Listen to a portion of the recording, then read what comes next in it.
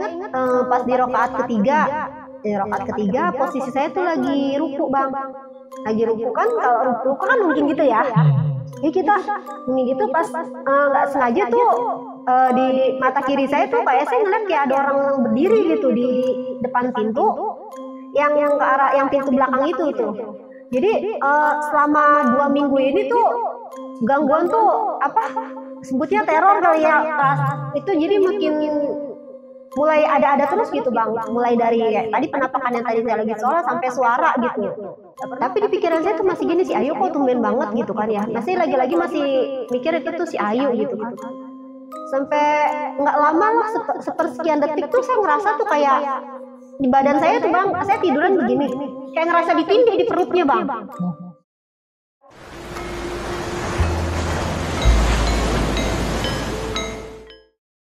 Assalamualaikum warahmatullahi wabarakatuh. Kembali lagi di channel Lautan Mistis. Seperti biasa bersama gue Rizko. Nah, kali ini kita kedatangan satu narasumber yang mau cerita tentang pengalamannya ketika membantu di rumah teman selama 2 minggu. Dan selama di sana tuh ada teror yang dialami. Jadi gimana ceritanya, kita sapa dulu. Di samping gue udah ada Mbak Yayan. Oke, di sebelah gue udah ada Mbak Yayan. Halo Mbak Yayan, assalamualaikum. Waalaikumsalam warahmatullahi wabarakatuh. Kembali lagi di channel Lautan Mistis ya Mbak Yayan. Bang. Sebelumnya cerita tentang laundry ya? Laundry ya. Nah, ini katanya setelah dari kerjaan laundry ini kan sempat kosong dulu. Ada terus seminggu 2 mingguan resign, terus ditawarin temen lah. Oh, teman-teman. Nah, boleh ceritain sedikit nggak Mbak? Ini garis besar cerita yang nanti ini tentang apa Mbak? Ya, waktu itu kan saya dimintain tolong ya sama temen gitu kan, buat bantuin dia lah karena dia lagi hamil juga. Terus suaminya kebenaran kerjanya nggak di rumah lah gitu, belayar kan. Jadinya saya dimintain tolong sama dia buat bantu dia buat jaga anak-anaknya, sama bantu-bantu lah buat bersih-bersih rumah lah gitu kan. Nah, di situ tuh saya banyak ngalamin kejadian bang lah selama. Jadi kan saya di situ tuh tidur di kamar yang dulunya difungsikan sebagai gudang. Apa saya datang ke situ, jadi saya rapihin, saya fungsiin sebagai kamar. Nah, di kamar itulah saya banyak ngalamin kejadian demi kejadian gitu. Oh, di kamar sebutlah, itu. Di teror gitu. Di teror, waduh. Oke, siap. Nah, kita lanjut ceritanya Mbak. Sebelum masuk cerita, gue mau ngingetin kalian, baik kalian yang belum subscribe channel Lautan Mistis, bantu kita dengan cara subscribe, like, komen, dan share video ini. Dan juga bagi kalian yang mau jadi narasumber di Lautan Mistis, gampang banget, mampir langsung ke Instagram kita di lautan.mistis. Kirim voice note kalian, nanti ada tim kita yang hubungin kalian. Jadi nggak usah tunggu lama lagi, langsung kita simak cerita dari Mbak Yayan.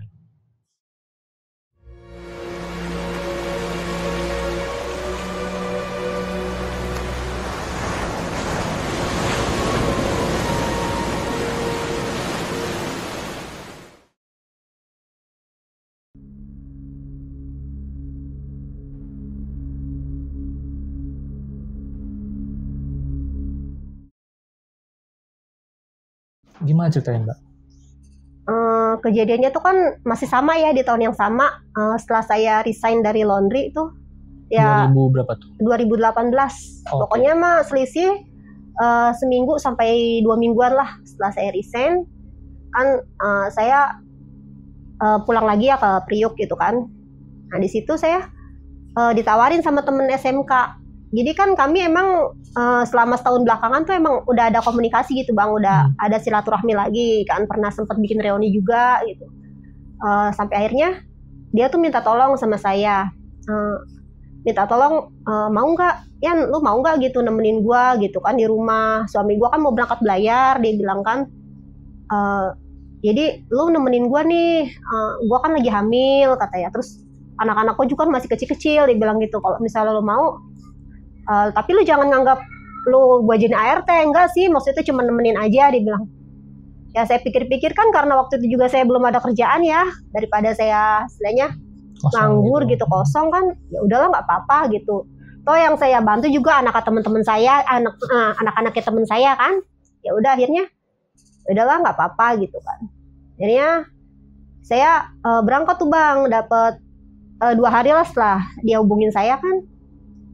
Berangkat tuh saya ke ke Gunung Putri ya, di daerah Gunung Putri. Dari Gunung Putri saya waktu itu sampai ke sana tuh kurang lebih jam 11 jam 12-an lah. Jadi dia tuh tinggal di Gunung Putri itu sama masih di lingkungan rumah mertuanya bang. Jadi dia tuh mertuanya kan punya rumah tuh yang halamannya tuh cukup luas lah, bukan cukup luas, emang luas banget gitu lah, bisa satu halaman itu tuh bisa jadi berapa rumah gitu kan. Jadi karena mertuanya ini, dia bilang mertuanya ini kan anaknya ada 4, punya anak 4. Dia tuh nggak mau gitu, mertuanya itu tuh nggak mau jauh dari anak-anaknya, jauh dari cucunya. Jadi dia bilang sama mertuanya itu dibangun lah kayak model pavilion gitu bang, di dekat rumahnya, yang buat ditempatin sama anak-anaknya. Kalau anak yang pertama tuh udah misah kan di Cibubur rumahnya. Nah kalau dia tuh ditinggal di situ di pavilion itu sama mertuanya gitu kan, kayak bentukannya kayak apa sih, kayak petakan gitu bang. Jadi ada 3 petak gitu. Yang sebelah kanannya tuh ditempatin sama kakak iparnya, terus yang sebelah kirinya sama adik iparnya. Nah dia ada di tengah, ke bagian yang tengah gitu bang. Ya udah kan, di situ dia bilang ya dia emang udah dijelasin kan, maksudnya saya di situ ngapain aja gitu. Pas posisi saya datang ke situ tuh suaminya belum berangkat bayar. Ketemu kan biasa ya, ngobrol-ngobrol.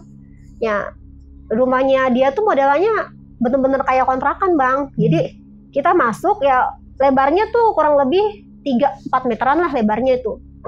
Terus kayak pertama masuk ruang tamu ya nggak terlalu besar ruang tamunya, terus ada lorong dikit. Sebelah kirinya tuh kamar dia, kamar tuh cuma 1. Nah, terus ada ruangan lagi buat tempat ruang makan. Nggak jauh tuh ada dapur, terus ada lorong tuh bang belakangnya. Lorong, di situ ada pintu. Di pintu tuh katanya sebelah sananya tuh ada kayak kamar gitu, dulunya tuh bekas gudang ya, difungsikan sebagai gudang. Karena sebelumnya tuh kamar ART-nya dia dulu, setelah ART-nya resign, dia nggak pakai ART udah berapa tahun tuh. Jadi kamar itu tuh dibikin sebagai gudang. Nah rencananya dia bilang kalau misalnya saya mau di sini, kamar itu tuh buat saya tidur gitu kan. Akhirnya saya pikir ya udah nggak apa-apa lah, seneng kamarnya dia cuma 1 daripada saya tidur di ruang tamu kan, saya bilang. Udah. Akhirnya tuh hari itu tuh saya dari pertama datang sampai itulah saya bersihin kamar itu bang, karena emang cukup berantakan ya, namanya juga tadinya gudang ya kan. Jadi barang-barang yang udah nggak kepake saya keluarin, masih dibantu sama suaminya tuh karena belum berangkat kan. Udah dibantu sama suaminya. Kamar itu tuh jadi bentuknya nggak memanjang, jadi melebar gitu, kayak bentukannya kayak lorong lah gitu. Panjangnya tuh cuma ada 1,5 meter lah, lebarnya sampai 4 meter. Nah dari pintu itu tuh sebelah sananya ada pintu lagi bang, menuju ke halaman belakang. Yang halaman belakang itu tuh kayak kebun apa sih, kayak rambutan, pohon segala macam, pohon gede-gede banyak. Terus ada juga di pojoknya tuh kayak ada tempat pembuangan sampah gitu. Ya udah kan saya beresin sampai menjelang maghrib tuh, karena udah keburu maghrib ya, jadi enggak saya ituin dulu tuh sampah-sampahnya, enggak saya buang, saya masih saya taruh di luar kamar tuh yang dekat ke halaman belakang tuh, di depan pintunya masih saya taruh di situ kan. Ya udah singkat ceritanya besok paginya kan, karena tugas saya di situ buat ngurusin anak-anaknya, bantuin, jadi ya kayak biasa gitu pagi-pagi ya saya bangun, bikinin sarapan buat anak-anaknya dia, buat dia. Karena kebenaran suaminya juga kan mau berangkat belayar gitu. Ya siap-siap bareng lah sama anak-anaknya. Anak-anaknya selesai sarapan, ya mandi, sarapan gitu, saya dandanin tuh buat sekolah, saya bantulah rapihin gitu kan. Akhirnya dia berangkat ke sekolahan tuh. Terus nggak lama suaminya juga berangkat sama dianterin lah sama bapak mertuanya kan. Dia tuh cuma berdua kan sama si Ayu teman saya ini kan ya, sama si Ayu cuman berdua tuh bang. Ya udah saya bilang saya beres-beres lah, biasa ya bantuin dia beres-beres apa gitu. Selesai itu ya saya beresin, ya saya inget nih udah mau zuhur, saya inget kata saya, oh iya saya belum buang sampah yang kemarin loh Yuk, saya bilang tuh. Ya udah buang aja, kata di situ tuh di halaman belakang ada tuh. Lu udah tahu kan di sini kan di pintu lu kan ada pintu lagi tuh. Iya tahu, itu yang di situ kan ada kebun. Nah di situ ada tempat buangan sampah. Lu jalan aja ke kebun situ di paling ujung, dia bilang tuh. Ya saya jadi udah mau azan zuhur tuh bang, udah azan zuhur juga saya bawa sampah tuh kan, saya buang tuh ke kayak ada, emang agak jauh sih bang, berapa meter lah, emang kebunnya luas banget ya, ada 5 meteran kali tuh kebun. Akhirnya saya buang kan di situ di di tempat pembuangan sampah itu kan. Ya udah tuh, dari yang habis buang sampah itu tuh kayak saya ngerasa tuh gimana sih, badan saya tuh, kondisi badan saya mulai nggak enak tuh ya. Cuman saya tadinya nggak notice apa-apa karena emang malam pertama saya tidur di situ juga emang nggak ada apa-apa sih bang, nggak ada masalah apa-apa ya. Emang mungkin karena tadinya hawanya bekas gudang ya kamarnya, jadi hawanya agak-agak gimana gitu kan, karena emang nggak jarang terjamah manusia kan di situ, paling dia masuk sesekali cuman buat naruh barang bekas gitu. Ya udah tuh besok, singkat ceritanya tuh kan, biasa ya hari-hari selanjutnya kan saya ngejalanin aktivitas ya kayak gitulah ya, ngurusin anak-anak gitu sampai anak-anak pulang sekolah. Sorenya saya bantu mereka untuk kerjain PR gitu, nemenin nonton TV malam gitu, sampai habis Isa tuh sekitar, nggak habis Isa sih, jam-jam 9 lah, jam 9, jam setengah 10-an saya baru masuk tuh kan. Baru ya udah katanya, Yan lu kalau mau tidur tidur aja, lu kan besok bangun pagi lagi, kata temenku kan gitu. Ya udah, akhirnya tuh saya kan masak ya bang ya, karena saya ingat belum sholat Isya gitu. Sholat Isya tuh bang ya kan, karena saya ngerasa saya belum sholat Isya, akhirnya saya ngambil wudhu terus sholat Isya. Nah posisi kiblatnya itu kan ngadep ke rumah yang pintu yang hubungin ke rumah temen saya kan.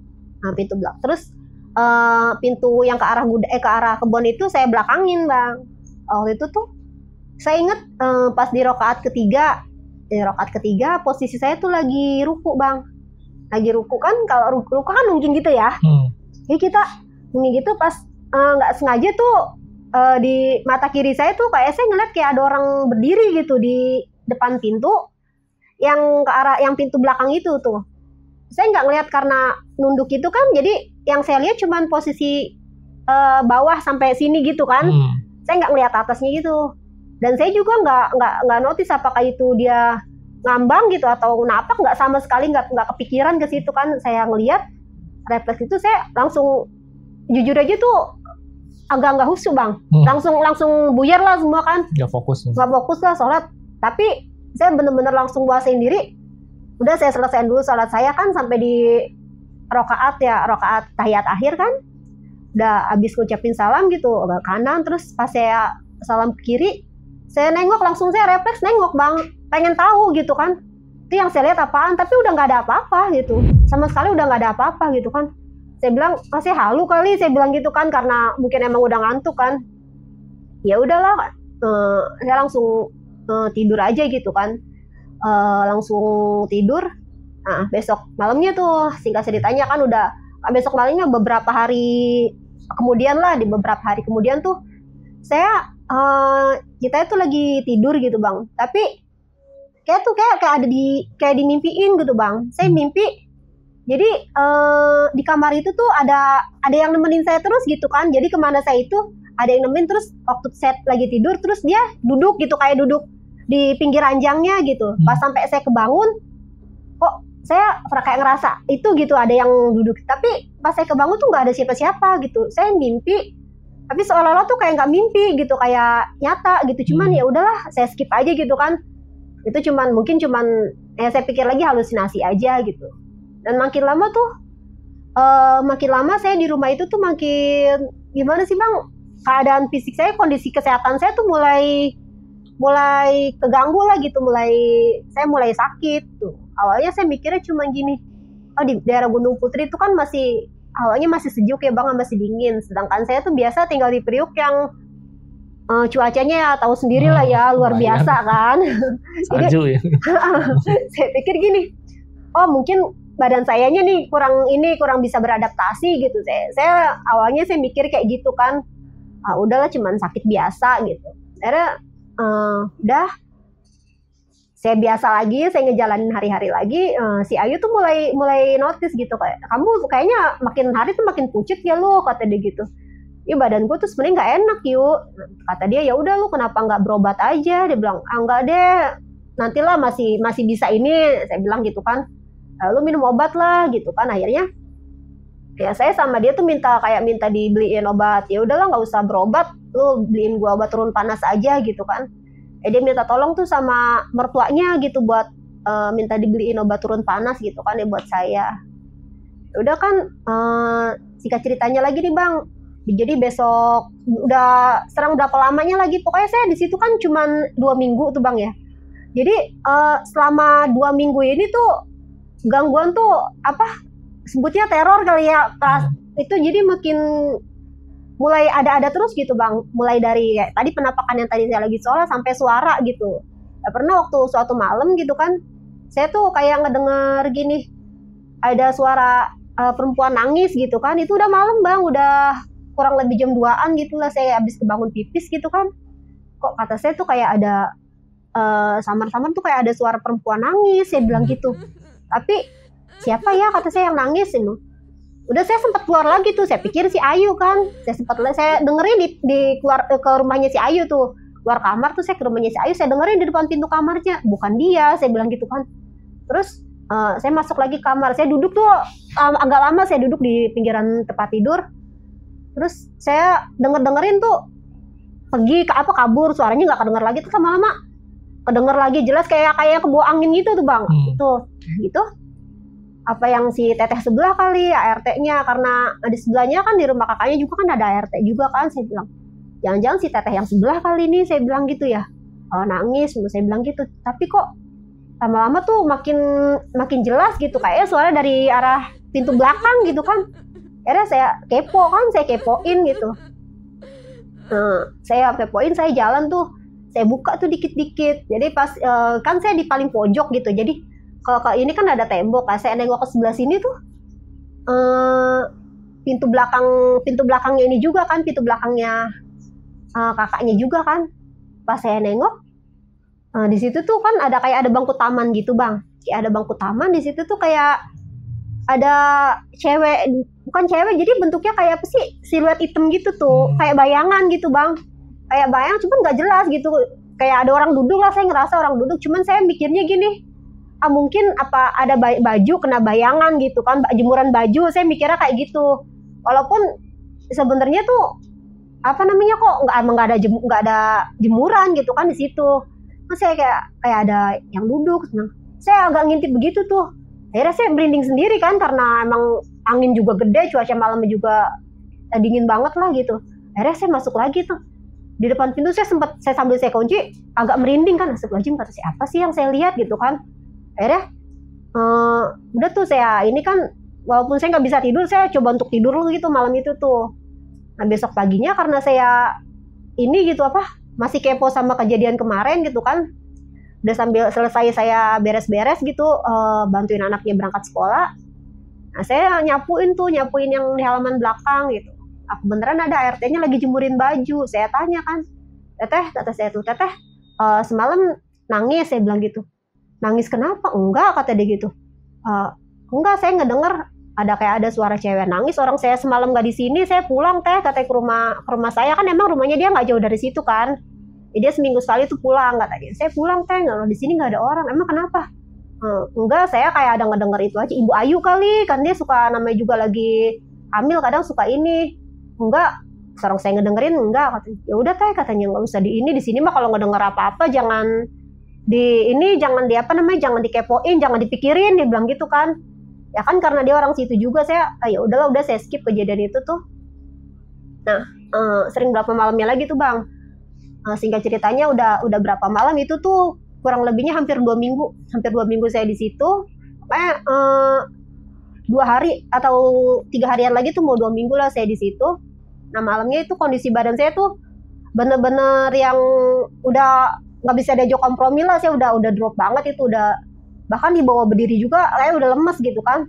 Nah untungnya alhamdulillahnya tuh si anak yang saya asuh ini tuh kan, saya lebih fokus ke anak yang ini ya Bang, yang bontot ya, yang masih PAUD tuh.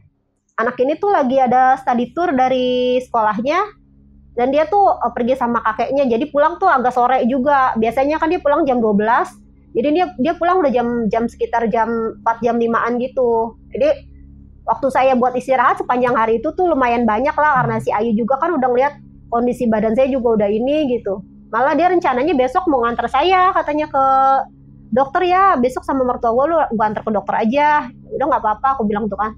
Akhirnya karena anak itu lagi study tour kan sama itunya, jadi waktu siang itu tuh saya pakai buat istirahat bener-bener bang. Saya pakai buat istirahat sampai tuh anak tuh pulang, dan alhamdulillahnya lagi tuh anak ini tuh kayak bener-bener ngerti gitu. Abis pulang mungkin karena capek ya, selesai saya masih sempat saya mandiin gitu. Habis maghribnya tuh anak ini tuh tidur bang. Jadi bener-bener saya waktu hari itu tuh saya bener-bener istirahat full lah gitu kan. Udah selesai saya tidur, saya bilang yuk gua tidur ya, kata. Ya udah nggak apa-apa teh, lu ini aja tidur, kata dia gitu kan. Ya dah, saya tidur tuh bang, belum isya saya udah tidur. Saya habis minum obat kan, saya langsung tidur tuh bang, langsung tidur karena efek obat juga kan, jadi nggak lama tuh langsung pules lah gitu tidur. Nah habis lagi saya tidur itu kan, saya kalau tidur tuh sepules apapun, senyenyak apapun saya tidur, kalau ada suara yang kedengaran ke kuping saya langsung bangun tuh. Jadi saya ngedenger tuh kayak pintu yang menghubungkan ke rumah teman saya itu kayak kebuka gitu. Nah di situ tuh kayak saya ada ngedenger suara teman saya, dia kan manggil saya teteh ya. Teh katanya, teh lu udah minum obat, dia bilang gitu kan. Karena saya ngedenger, cuman karena mata saya ngantuk gitu, jadi udah saya nggak respon gitu kan, karena terlalu ngantuk juga tuh. Dia dua kali nanya saya gitu kan, nggak saya respon. Mungkin dia keluar lagi, pintu kedengeran tuh ketutup rekek gitu kan. Udah saya tidur pules lagi. Udah malamnya tuh saya ngerasa tuh badan saya tuh dingin semua bang. Kayak dinginnya tuh bener-bener kayak udah nggak bisa sampai saya ngegigil gitu kan. Saya nyari selimut dong, selimut tuh saya bener-bener saya tutupin ke badan saya semua tuh. Saya lihat tuh kurang lebih itu jam 1:30. Saya bilang dingin banget, badan saya emang karena lagi nggak enak juga kan. Cuman waktu itu udah agak mending lah, udah minum obat akhirnya. Karena hawa dingin itu saya langsung selimutan bang. Selimutan, saya tidur ngadep ke tembok. Jadi kan tempat tidur saya tuh posisinya ada di tengah-tengah antara pintu yang ke arah rumah teman saya sama pintu yang belakang gitu kan, ada di tengah-tengah, mepet ke tembok. Jadi kayak dipan dari kayu ukuran satu kasur gitu kan. Saya tidur tuh di situ, saya madep ke tembok. Jadi pala saya tuh adanya di pintu yang ini. Kalau misalnya itu pintu yang ke arah pintu belakang, kakinya posisinya ada di posisi yang pintu sini, madep ke sini kan. Saya tidur madep ke tembok. Di situ tuh saya merem, cuman belum nyenyak tidur tuh, belum pulas lagi tuh bang. Ada hawa dingin itu kan. Nah saya ngedenger tuh kayak ada suara langkah tuh ngedeketin ke arah tempat tidur. Gak lama tuh dia Noel bang. Teh kata dia gitu kan, lu sakit, dia bilang gitu. Udah tuh saya diemin, saya inget emang tahu itu suara teman saya. Cuman saya mikirnya gini, kok orang ini masih nanya terus saya sakit, tahu saya sakit masih nanya lagi, saya bilang gitu kan di pikiran saya gitu. Dia Noel lagi, teh lu sakit, dia bilang gitu kan, diulangin lagi. Jadi saya nggak itu, cuman saya bilang gitu aja, soalnya agak gedek juga, tahu gue sakit masih lu tanya, karena yang saya dengar kan suara teman saya kan. Udah tuh bang, dah dari situ nggak lama tuh dia teh katanya, geseran dikit dong, dia bilang gitu. Oh iya, saya bilang gitu kan. Saya nggak nyebutin tuh, saya cuman ini ngapain sih si Ayu, saya bilang gitu. Pikiran saya, apa dia mau nemenin saya tidur kali ya, karena saya sakit, saya bilang gitu. Tumben-tumbenan mau dia mau tidur sama saya, bilang gitu. Akhirnya dia kayak, jadi kan dipanku kayak dari kayu gitu ya bang ya. Kalau misalnya ada orang duduk kan pasti kedengeran bunyinya krekek gitu kan. Nah saya ngedengar itu pas kayak ada orang duduk krekek gitu. Nggak lama tuh kayak dia kayak tiduran, kayak baring di rebaan di sebelah saya tuh bang. Saya bilang gini, ini si Ayu beneran kali mau tidur sama saya. Saya mikirnya karena saya dengar suaranya si Ayu kan, kata si Ayu beneran kali dia mau tidur di sebelah saya. Saya bilang gitu. Akhirnya udah dong, saya masih belum tidur tuh bang, masih belum melek. Saya walaupun saya itu merem, cuman saya masih sadar lah, masih inget banget gitu. Dia kan rebahan tuh bang, langsung rebahan di sebelah saya tuh. Jadi pas waktu dia rebahan itu tuh saya ngerasain tuh hawa yang dingin, luar biasa dingin lah gitu, kayak AC paling full banget lah gitu ya ininya. Jadi saya ngerasa kok atasnya tuh Tapi di pikiran saya tuh masih gini, si Ayu kok tumben banget gitu kan ya. Masih lagi-lagi masih mikir itu tuh si Ayu gitu kan. Sampai nggak lama lah, sepersekian detik tuh saya ngerasa tuh kayak di badan saya tuh bang, saya tiduran begini. Kayak ngerasa ditindih di perutnya bang. Itu bener-bener ditindih tuh, sampai saya buat nafas aja susah gitu kan. Saya bilang, di situ tuh udah saya mau baca-baca tuh nggak bisa, mata saya nggak bisa melek. Cuman posisi saya tuh masih sadar. Saya lagi mungkin yang namanya reperpan kali ya, kayak gitu. Saya sadar, cuman untuk ngucapin sesuatu tuh nggak bisa gitu kan. Udah cukup lama lah, ada sekitar 1 atau 2 menitan lah saya ngalamin kayak gitu, sampai saya berasa untuk menguasai diri saya gitu kan. Akhirnya saya pelan-pelan tuh saya buka mata sambil saya ngucapin astagfirullahaladzim, saya bilang gitu kan. Langsung pas saya ngucapin istighfar itu bang, langsung kayak enteng gitu bang, udah plong gitu, nggak udah kayak yang di badan saya tuh kayak udah nggak ada gitu. Cuman langsung saya buka mata, saya refleks langsung saya nengok ke sebelah, karena saya notisnya kan ada teman saya di sebelah, itu nggak ada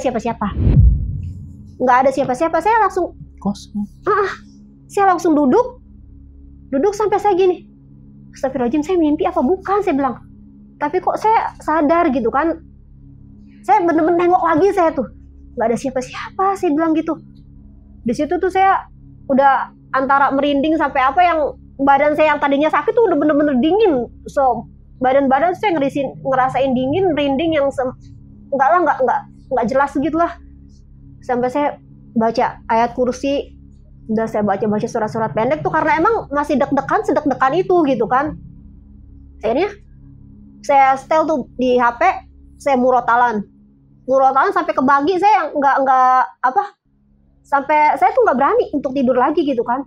Akhirnya udah menjelang subuh, mungkin karena udah itu juga kan, akhirnya lama-lama saya ketiduran sendiri, sampai tuh saya bangun tuh siang gitu. Karena kebenaran hari itu hari libur juga kan, jadi anak-anak juga nggak sekolah, jadi saya nggak harus pagi-pagi bikin sarapan gitu kan. Jam 9 saya keluar kamar. Itu juga sebelumnya si Ayu nyamperin kan, maksudnya nanyain lihat keadaan saya, karena mungkin dia pikir saya udah mendingan gitu kan. Akhirnya saya kan nggak enak juga ya gitu, karena saya masih ada tugas lah. Walaupun semalaman itu tuh saya sempat berpikir bang, ya udahlah gitu, saya udah aja lah gitu dari sini gitu kan, udahan aja gitu.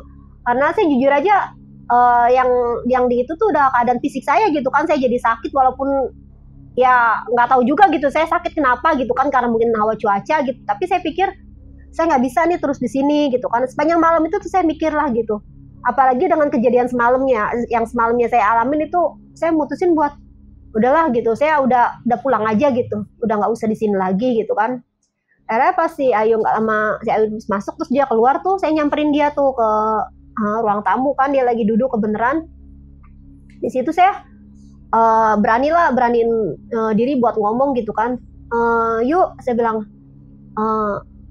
saya minta maaf ya sebelumnya gitu kan. Gua nih kayaknya udah nggak bisa di sini, bilang gitu kan. Alasan saya karena saya sakit lah gitu bang, emang masuk akal saya sakit gitu kan. Gue sakit gitu, gue kayaknya takutnya gue lebih ngerepotin lu, gue pulang dulu aja ya. Saya bilang, saya emang alasannya saya pulang dulu gitu kan. Walaupun sebenarnya itu saya nggak punya niatan buat balik lagi ke situ lah setelah kejadian yang semalamnya kan. Nah, itu jujur aja emang bagi saya tuh udah bener-bener yang ya sampai ya kalau mungkin ya saya pastiin lagi gitu lah. Ya saya nanya sama si Ayu gitu kan. Tapi saya masih punya pikiran, nah mungkin itu si Ayu gitu. Walaupun istilahnya udah bikin saya cukup ketakutan, saya pikir itu saya nanya lagi dong, saya konfirmasi sama si Ayu. Sebelum saya ngomong saya minta resign sama si Ayu, saya kan nanya tuh, saya bilang, terus lu malamnya balik lagi nggak? Saya bilang gitu kan. Terus kata dia, enggak, habis waktu gua nengokin lu udah tidur, ya udah gua masuk kamar, kata dia gitu kan. Bener lu nggak datang lagi malamnya? Enggak, dia bilang gitu kan. Nah saya di situ baru tuh bang makin yakin lah, kata berarti yang semalam sama saya gitu tidur di sebelah saya itu bukan dia gitu. Saya bilang gitu kan, karena dia kan nggak ngaku gitu kan, nggak ngaku dia datang lagi. Udah saya pastiin berapa kali, ya bener lu, iya gue langsung tidur. Dia bilang, emang kenapa sih? Saya nggak cerita tuh bang sama dia, nggak kenapa-napa gitu kan. Akhirnya saya di situ mikir lagi kan, ya udah berarti yang datang semalam itu emang bener-bener bukan dia gitu. Ya saya mungkin mimpi, cuman yang saya alami itu tuh saya masih mikir, masih rasa nggak percaya gitu bang, itu mimpi apa real gitu kan. Saya bilang tapi kalau mimpi kok saya nggak ngerasa mimpi gitu. Saya ngerasa saya inget banget gitu. Saya ngerasa saya nggak lagi tidur. Saya bener-bener ngalamin. Jadi saya yakinin diri saya tuh, oh berarti bener ini kata saya tuh, bukan udah fix gitu kan, itu bukan Ayu gitu. Akhirnya setelah saya merasa yakin kalau itu bukan si Ayu tuh udah saya makin yakin juga untuk istilahnya resign lah dari itulah, dia ngundurin diri lah gitu. Akhirnya saya beraniin diri tuh ngomong sama si Ayu, dia lagi nonton TV kan. Saya bilang, Yuk, gue minta maaf ya, kayaknya gue udah nggak bisa di sini. Saya pakai alasan kalau saya tuh sakit, karena emang saya sakit juga kan. Saya bilang takut gue ngerepotin lu gitu kan, makin gue di sini. Gue ini dulu lah, gue istirahat dulu di rumah.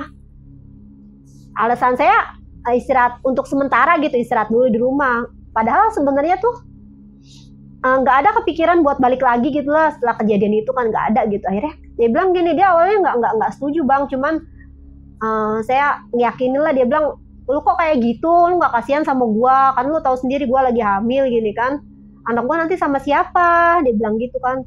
Dia bilang, lu minta tolong dulu lah sama mertua lu gitu, atau sama adik ipar lu, ada apa bantu ngurusin anak-anak lu sampai gua sehat. Saya masih ngasih harapan lah gitu sama dia, walaupun itu mungkin buat itu doang lah, buat biar alasan biar saya bisa keluar dari situ bang, karena emang udah buat untuk bertahan, kira-kira bertahan 1 malam lagi di rumah itu aja saya udah nggak bisa, udah nggak berani, udah nggak berani gitu kan.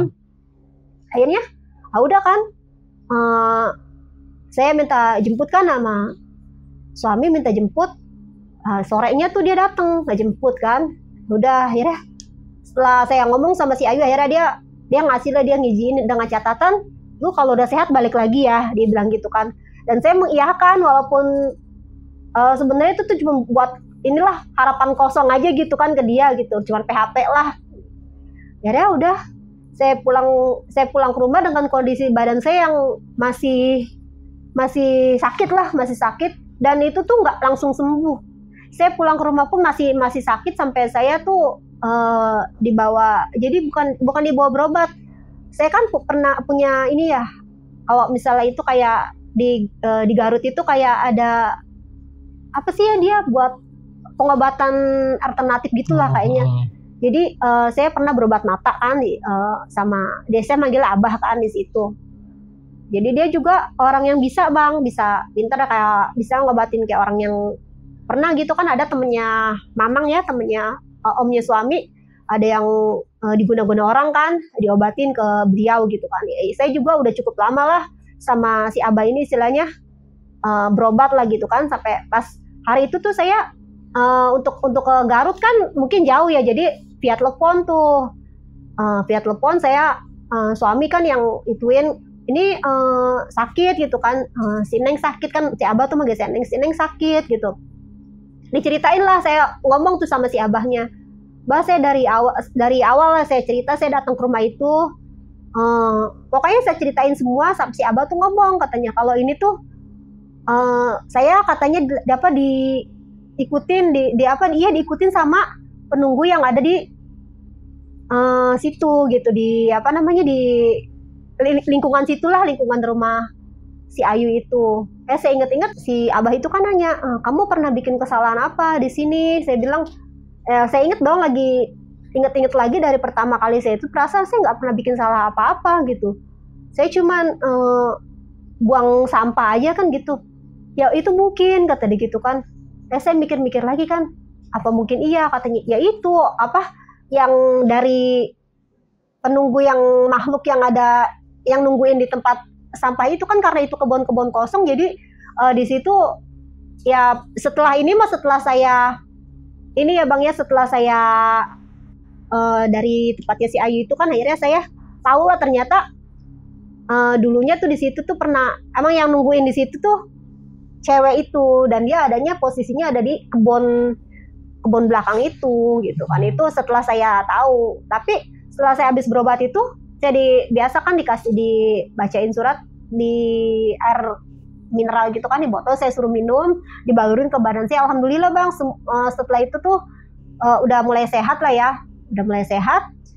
Dan saya sama si Ayu jujur aja jadi miskomunikasi sama sekali, karena saya takut, sampai saya blok nomornya. Saya takut saya ditelepon, dihubunginnya suruh balik lagi. Trauma itu saya untuk datang ke rumahnya dia gitu. Bener, setrauma itu sampai berjalan cukup lama, sampai dia lahiran pun teman-teman SMK pada ngajakin nengok, yuk nengok yuk ke rumahnya si Ayu. Saya sampai nggak mau. Bahkan mereka tuh nanya, mereka kan ada sebagian besar tahu ya kalau saya ikut tinggal di rumah si Ayu gitu buat bantuin itu anaknya. Kenapa sih kok nggak mau? Ya si Ayu kemarin ngomong, nggak cerita sama saya ketemu temen saya si Nur nih, ketemu yang ngajakin saya ke tempatnya si Ayu buat nengokin si Ayu tuh lahiran gitu. Lu dicariin lu sama si Ayu, kenapa nomornya si Ayu diblok? Akhirnya saya cerita tuh kan. Iya, saya bilang tuh saya tuh sama si Ayu di rumah, saya ceritain semua yang ada di rumah si Ayu tentang kejadian-kejadian. Kok lu nggak pernah cerita gitu kan? Kok lu nggak pernah cerita sama si Ayu? Ya gue bukannya nggak mau, jujur aja gue takut suruh balik lagi. Ya si Ayu sempat nanyain, makanya sempat ada miskomunikasi gitu. Jadi si Ayu sempat berpikir saya tuh kayak apa sih, lari dari tanggung jawab lah gitu kan. Karena saya janji sama dia mau balik lagi, ternyata enggak gitu. Akhirnya udah dong, saya buka blokirnya, saya berusaha untuk jalin komunikasi lagi lah Bang, jalin silaturahmi lagi kan. Tadinya berteman baik kan, nggak mungkin gara-gara ini jadi kayak gitu. Akhirnya saya telepon si Ayu. Si Ayu juga agak-agak gimana gitu kan. Terus nanya tuh kan, saya ngasih tahu, Yu maaf ya, saya bilang, saya ceritain semua kejadian saya. Ya Allah, kata dia, kenapa kamu lu kok nggak bilang? Dia bilang gitu kan, kalau misalnya lu digangguin, coba kalau lu bilang, katanya kan bisa ngobatin di sini, kita nggak usah sampai lu sakit itu. Ya gue nggak tahu, bilang gitu kan. Terus emang tadinya kenapa ya? Mungkin tadinya sih gue sempet nanya gitu kan ke orang yang bisa, katanya mah dari kebun belakang rumah lu yuk itu, katanya. Dia baru sih buka omongan, di sini emang ada penunggunya teh, kata dia gitu kan. Yang penunggunya itu dari nggak tahu lah, tadi awalnya tuh katanya, nah itu kan namanya, tadinya kan mertuanya beli tuh kebun kosong Bang. Jadi kebun kosong ya kan, kebun kosong ya, di situ tuh pernah kayak diketemuin mayat perempuan gitu di situ. Ya itu nggak tahu letaknya di mana gitu kan, penemuan itu. Jadi pas setelah dibangun rumah, mungkin itu jadi pindah ke kayak kebun belakang itu, kebun belakang yang kosong itu, yang banyak pohon-pohonan gede itu. Nah kata si Ayu tuh sebenarnya tuh mungkin kesalahan saya tuh karena apa? Karena saya buang sampah di situ, udah gitu mungkin nggak permisi kali ya, karena ya kan saya juga kan bukan yang peka yang bisa ngelihat gitu. Saya nggak tahu, mungkin saya buang main asal buang, nggak numpang-numpang, nggak apa ya, tahu kena mukanya dia atau kena kakinya dia gitu kan. Ya sampai akhirnya tuh sosok itu, makhluk itu tuh ngikut gitu ke, ya nemenin saya lah selama saya di situ, mungkin nemenin saya aja. Dan sebenarnya tuh yang diganggu di situ tuh bukan cuma saya. Jadi dulu sebelum si teteh ART yang baru nih, yang di rumah kakaknya ini tuh kan, dia baru tuh di tempat saya tuh baru sekitar kurang lebih, saya datang ke situ tuh dia baru 2 minggu di situ. Jadi sebelumnya juga ada ART-nya lagi. Dan karena ART-nya itu tuh yang dulu tuh malah sering kerasukan gitu Bang, sering kerasukan gitu ya makhluk yang itu, yang di kebun belakang itu, yang ini, karena mungkin katanya gaya jarang, sampai akhirnya tuh dia pulang lah, nggak kuat itu di situ. Ya saya ngedengar dari si Ayu juga cerita awal asal mulanya tuh ya kayak gitu katanya. Jadi emang diusir pun nggak bisa, karena emang dia udah tempatnya dia di situ. Sebelum rumah ini ada juga ya, dia emang udah di situ gitu, kata si Ayu. Dia ngedengar dari mertuanya ya, pas katanya ART kakaknya sering kesurupan kan, oh ini mah si ini nih, ada sih namanya gitu, ini yang ini. Jadi kata orang-orang situ itu namanya ini sama orang situ. Jadi diketemuin udah nggak bernyawa gitu dalam keadaan hamil di situ gitu, kayak korban pelecehan kali Bang, di situ ya kayak gitu. Kira-kira gitu aja Bang. Berarti udah terkenal sosok si perempuan itu ya? Dan emang adanya di tanah mertuanya temenku di situ. Di kebun belakang itu. Kebun belakang itu. Di situ tuh emang apa sih? Berapa kali gitu ya, kayak mertuanya juga sering ya, mungkin nggak ke-spill aja gitu, dia nggak cuman beberapa kali. Makanya si Ayu lagi hamil itu dia minta ditemenin karena emang itu, karena dia udah tahu disuruh sama mertuanya kalau bisa ada yang nemenin gitu kan, karena suaminya belayar. Jadi kalau misalnya orang hamil kan katanya wangi ya Bang ya, dideketin sama yang kayak gituan. Jadinya sebenarnya dia salah satunya selain buat jagain anaknya juga buat nemenin dia lah di rumah. Ternyata sayanya sebelum dia lahiran udah KO kan. Malah kenal Mbak Yayan. bukan si Ayunya, malah saya yang KO gitu. Ketempelan. Iya, bener-bener sakit Bang saya. Sakit sampai aduh udah nggak ini dah, sampai bener-bener dibawa sama suami juga pulang tuh udah nggak kuat, udah bener-bener naik Grab langsung dari itu juga nggak ini lagi, nggak naik kendaraan umum lagi gitu kan.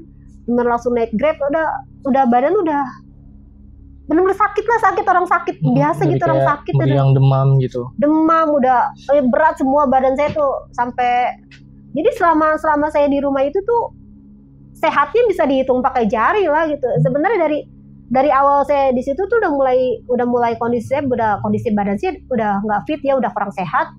Awalnya saya pikir cuman pengaruh cuaca, tapi makin kesini kok makin gitu lah. Cuma tahan 2 minggu saya di situ. Selama 2 minggu bertahan. 2 minggu benar-benar 2 minggu plek 2 minggu. Langsung saya minta pulang, resign gitu tuh udah. Jadi kesalahannya karena ngebuang sampah. Iya, mungkin sembarangan gitu ya. Karena kan banyak kan nggak tahu juga. Nggak tahu juga. Kita kan nggak ngelihat ya.